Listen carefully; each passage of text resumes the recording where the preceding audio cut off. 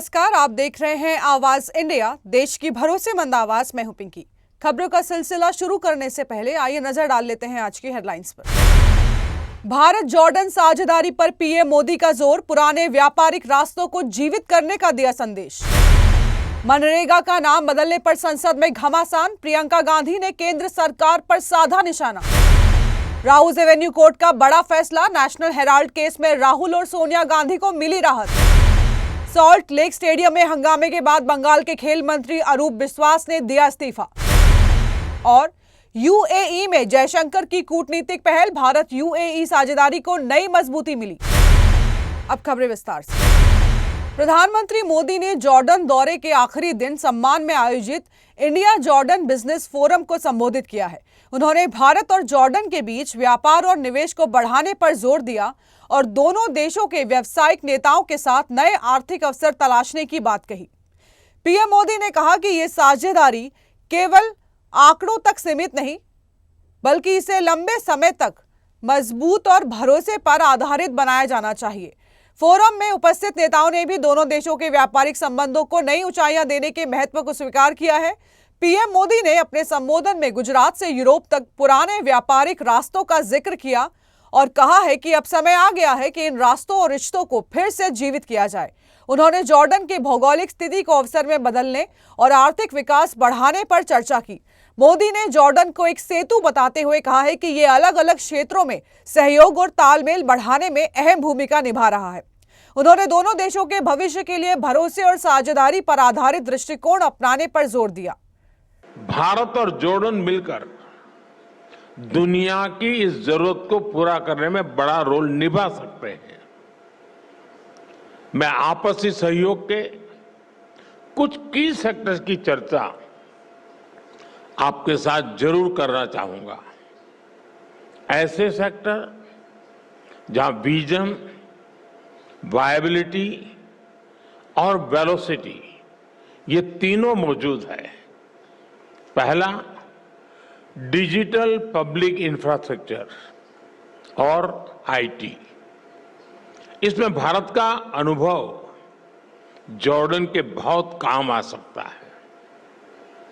भारत ने digital technology को inclusion और एफिशिएंसी का मॉडल बनाया है।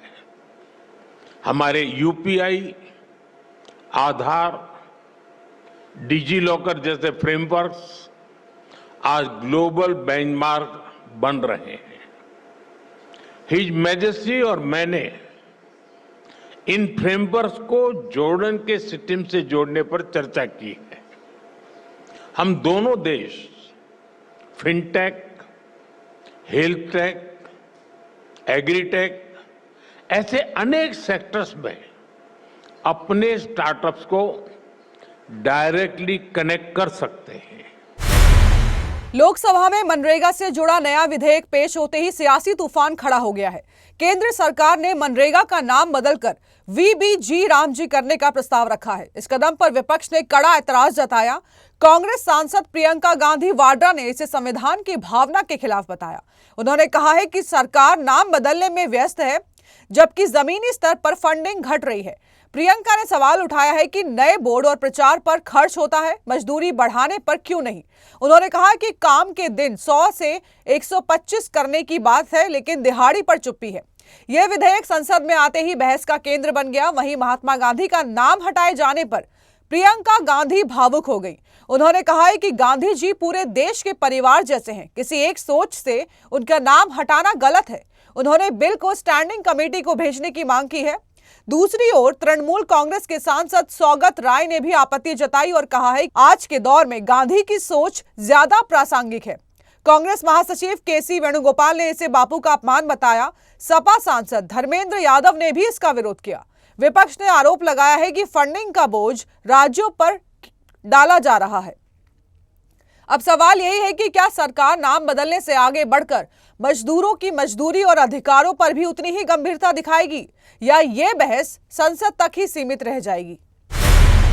आज नेशनल हेराल्ड से जुड़े मनी लॉन्ड्रिंग मामले में राउज एवेन्यू कोर्ट ने ईडी की चार्जशीट पर सुनवाई से इनकार कर दिया है।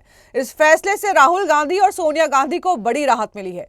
कोर्ट ने कहा है कि ईडी चाहे तो अपनी जांच जारी रख सकता है। चार्जशीट में सोनिया गांधी, राहुल गांधी, सैम पित्रोदा, सुमन दुबे, सुनील भंडारी, यंग इंडियन और डोटेक्स मर्चेंडाइज प्राइवेट लिमिटेड के नाम शामिल हैं।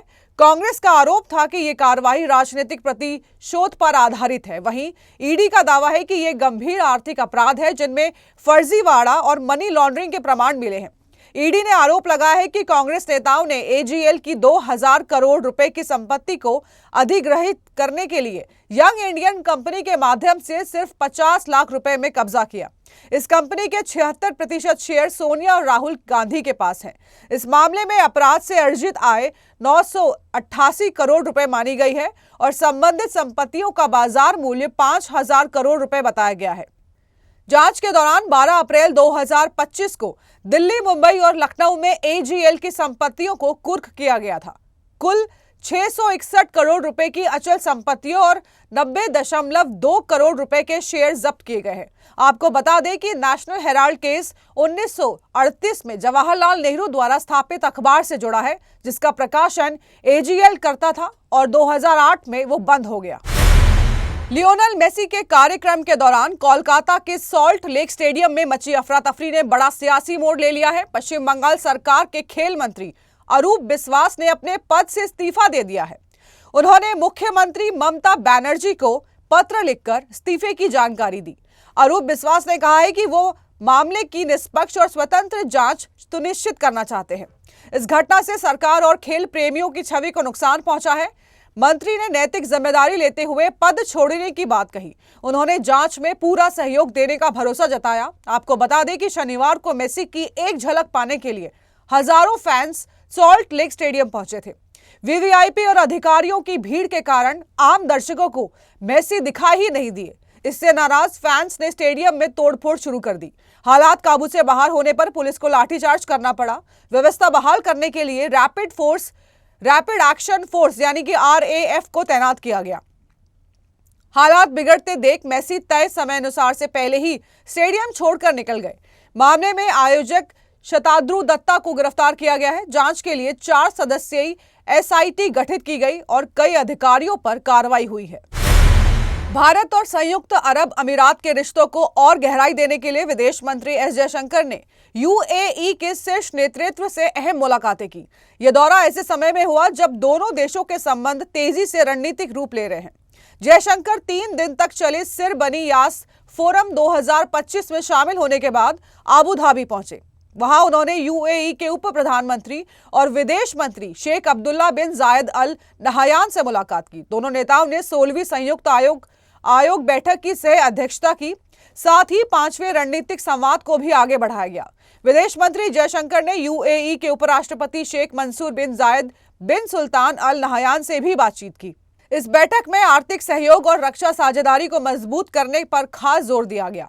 जयशंकर ने चर्चा को बेहद उपयोगी बताया। उन्होंने कहा कि दोनों देश आपसी विश्वास के साथ आगे बढ़ रहे हैं। इसके अलावा जयशंकर ने मुबादला इन्वेस्टमेंट कंपनी के CEO खाल्दून खलीफा अल मुबारक से मुलाकात की।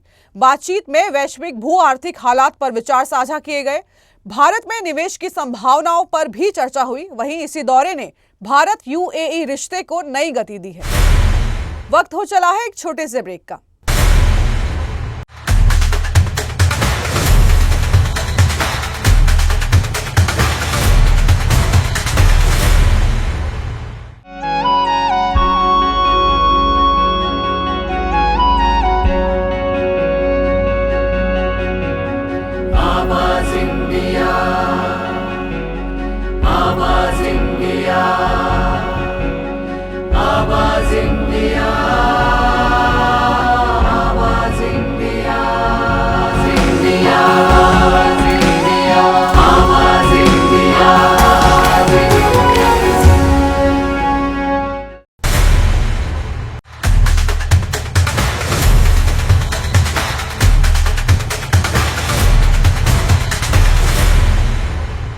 ब्रेक के बाद आप सभी का स्वागत है। बढ़ते हैं अगली खबर की ओर।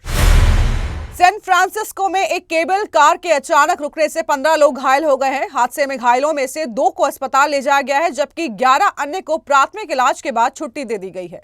सैन फ्रांसिस्को फायर डिपार्टमेंट ने सोशल मीडिया पर घटना की पुष्टि की और कहा है कि सभी घायलों की स्थिति स्थिर है। यह घटना शहर के पर्यटन स्थल के रूप में प्रसिद्ध केबल कारों में हुई, जो पर्यटकों के लिए एक बड़ी आकर्षक जगह है।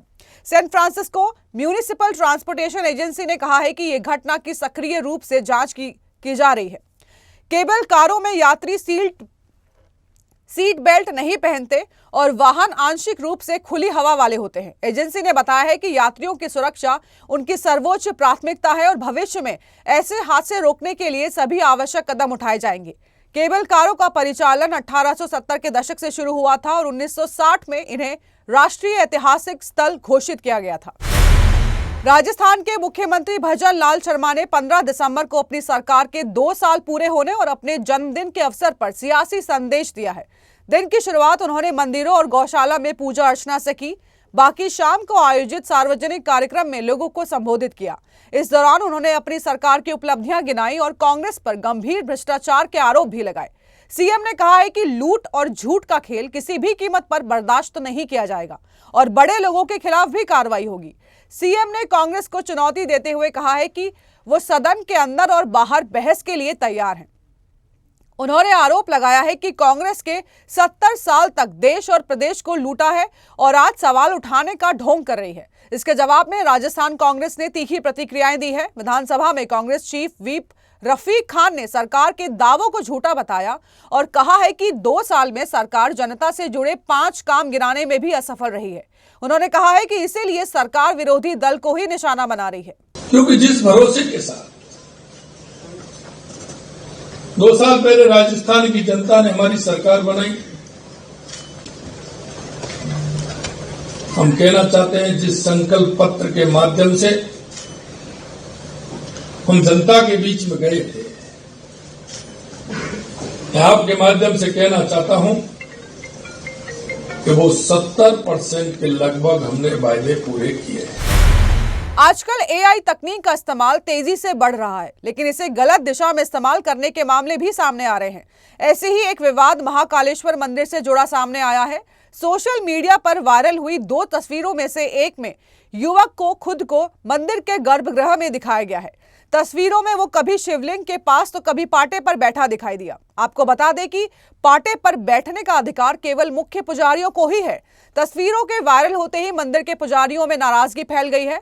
पुजारियों का कहना है कि यह घटना धार्मिक भावनाओं को ठेस पहुंचा सकती है।